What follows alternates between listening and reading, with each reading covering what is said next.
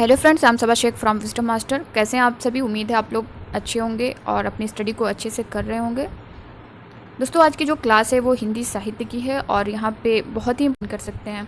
दोस्तों, देखते हैं आज का क्वेश्चन। आज का हमारा क्वेश्चन है, वर्तमान हिंदी का प्रचलित रूप कैसा है? तो दोस्तों, वर्तमान हिंदी का प्रचलित रूप जो है वो खड़ी बोली है।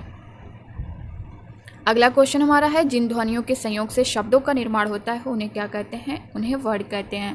दोस्तों, ये क्वेश्चन जो है वो हर एग्ज़ाम में हिंदी से यहाँ से क्वेश्चन आना ही आना है, बहुत ही इंपॉर्टेंट है। और यही क्वेश्चन आपको अलग अलग तरह से पूछ लेगा, जहाँ से आप कंफ्यूज हो जाओगे और एक नंबर आपका लॉस हो जाएगा। तो दोस्तों, यहाँ पे अगर आपको कोई कन्फ्यूज़न हो तो वो दूर कर लीजिए। एक क्वेश्चन इस तरह से भी पूछता है कि भाषा की सबसे छोटी इकाई क्या होती है? तो दोस्तों, भाषा की जो सबसे छोटी इकाई होती है वो वर्ड होती है। वही क्वेश्चन अब चेंज करके पूछेगा, भाषा की सबसे बड़ी इकाई क्या होती है? तो दोस्तों, भाषा की जो सबसे बड़ी इकाई भाषा ही होती है। नेक्स्ट क्वेश्चन इस तरह से पूछ लेता है, वर्ड के उच्चरित रूप को क्या कहते हैं? तो दोस्तों, वर्ड के उच्चरित रूप को ध्वनि कहते हैं। वर्ड को जब वर्ड बोला जाए तो वह ध्वनि होता है, और वर्ड को जब वर्ड लिखा जाता है तो वो वर्ड होता है। यहाँ पे आपका जो कन्फ्यूज़न है वो दूर हो गया होगा। नेक्स्ट क्वेश्चन हमारा है, स्वरों की संख्या कितनी मानी गई है? तो दोस्तों, स्वरों की संख्या जो हिंदी में है वो 11 मानी गई है, और जो व्यंजनों की संख्या है वो 33 है। हिंदी में जो मात्रा होती है वो हिंदी में मात्रा की संख्या 10 होती है। यहाँ पे आपका ये कन्फ्यूज़न दूर। अगला देखते हैं, हिंदी मानक वर्ण माला में कुल कितने वर्ड हैं? तो दोस्तों, इसमें कुल 52 वर्ड हैं। अगला क्वेश्चन हमारा है, अंतस्थ व्यंजनों की संख्या कितनी है? तो दोस्तों, अंतस्थ व्यंजनों की संख्या 4 होती है। य, र, ल, व, ये जो है ये अंतस्थ व्यंजन है।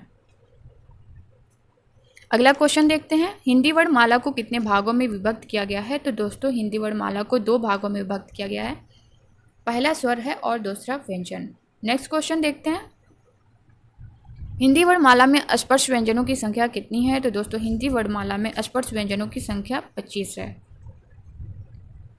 क वर्ग, च वर्ग, ट वर्ग, ट वर्ग, प वर्ग, इसमें 5-5 वर्ड हैं और इनकी संख्या टोटल 25 होती है। इसे अस्पर्श व्यंजन या वर्गीय व्यंजन या उदित व्यंजन भी कहते हैं। नेक्स्ट क्वेश्चन देखते हैं, मात्रा के आधार पर हिंदी स्वरों के 2 भेद कौन से हैं? तो दोस्तों, मात्रा के आधार पर तो हिंदी के जो स्वर हैं वो के भेद हैं वो 3 है, लेकिन यहाँ पे 2 को पूछा है, तो हर्ष और दीर्घ इसका आंसर होगा। तीसरा जो है वो प्लुत स्वर है। अगला क्वेश्चन देखते हैं, 6 वर्ड किसके योग से बना है? तो दोस्तों, ये आधा क प्लस मूर्धन्य स से बना हुआ है। ये भी एग्जाम में पूछता है, इम्पोर्टेंट है ये। अगला क्वेश्चन देख लेते हैं, हिंदी वर्णमाला में व्यंजनों की संख्या कितनी है? तो दोस्तों, जैसा कि आपको मैंने बता दिया है, हिंदी वर्णमाला में व्यंजनों की संख्या 33 है, स्वर 11 है और मात्रा जो है वो 10 है। अगला क्वेश्चन है, सूरदास का काव्य किस भाषा में है? तो दोस्तों, सूरदास का काव्य ब्रज भाषा में है। अगला क्वेश्चन है, हिंदी साहित्य सम्मेलन प्रयोग की स्थापना कब हुई? तो दोस्तों, हिंदी साहित्य सम्मेलन प्रयोग की स्थापना 1910 में हुई थी। अगला क्वेश्चन देखते हैं, संविधान की 8वीं अनुसूची में उल्लेखित भारतीय भाषाओं की संख्या कितनी है? तो दोस्तों, ये 22 है, मोस्ट इंपॉर्टेंट। अगला क्वेश्चन देखते हैं, हिंदी की विशिष्ट बोली ब्रजभाषा किस रूप में सबसे अधिक प्रसिद्ध है? ये काव्य भाषा में जो है हिंदी की विशिष्ट बोली ब्रजभाषा जो है ये काव्य भाषा में अधिक प्रसिद्ध है।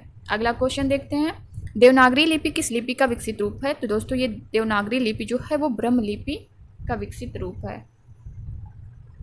नेक्स्ट क्वेश्चन देखते हैं, रामायण महाभारत आदि ग्रंथ कौन सी भाषा में लिखे गए हैं? तो दोस्तों, रामायण महाभारत जो ग्रंथ हैं ये आर्य भाषा में लिखे गए हैं। अगला क्वेश्चन हमारा है, विद्यापति की प्रसिद्ध रचना पदावली किस भाषा में लिखी गई है? तो दोस्तों, ये मैथिली में लिखी गई है। अगला क्वेश्चन हमारा है, भारत में हिंदी का संवैधानिक स्वरूप क्या है? तो ये राजभाषा है।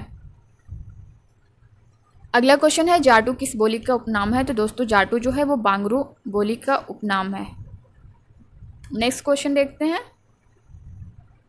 एक मनई के दुई बेटवे रहिन यह अवतरण हिंदी की किस बोली में है? तो दोस्तों आप लोग जानते ही हैं, ये जो है भोजपुरी से है।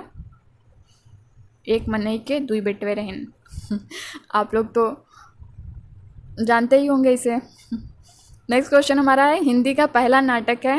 तो दोस्तों हिंदी का जो पहला नाटक है वो नहुस है। नेक्स्ट क्वेश्चन पे चलते हैं, कबीरदास की भाषा क्या थी? तो दोस्तों कबीरदास जी की जो भाषा थी वो सदुक्कड़ी थी। अगला क्वेश्चन है, कलम का जादूगर किसे कहा जाता है? तो दोस्तों कलम का जादूगर रामवृक्ष बेनीपुरी को कहा जाता है, मोस्ट इम्पॉर्टेंट। अगला क्वेश्चन देखते हैं, प्रगतिवाद उपयोगितावाद का दूसरा नाम है, ये कथन किसका है? तो दोस्तों ये कथन रामविलास शर्मा जी का है।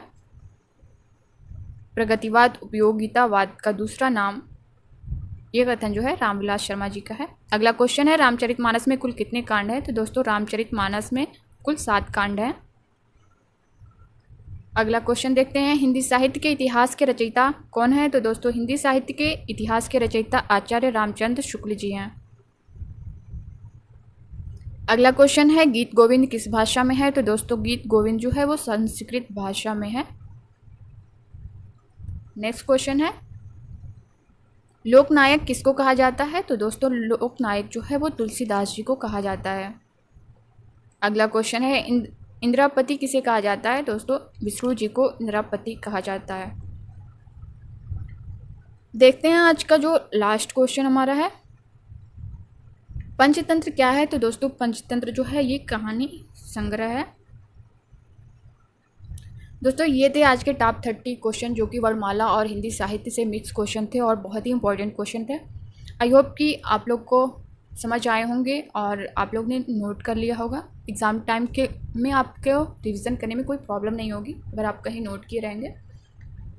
तो दोस्तों इसी तरह आप लोग पढ़ते रहिए, हंसते रहिए, मुस्कुराते रहिए। तब तक के लिए बाय बाय, मिलते हैं नए क्लास में नए क्वेश्चन के साथ। Thank you so much.